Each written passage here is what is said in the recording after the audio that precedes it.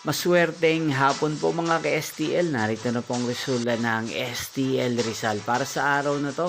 Second draw, March 18, 2026, araw ng Miyerkules.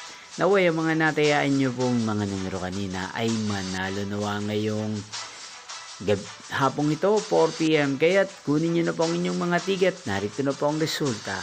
Ang mga numerong nanalo sa STL Rizal ngayong hapong ito, March 18, 2026. 4 PM second draw result 9 at 12 in exact order.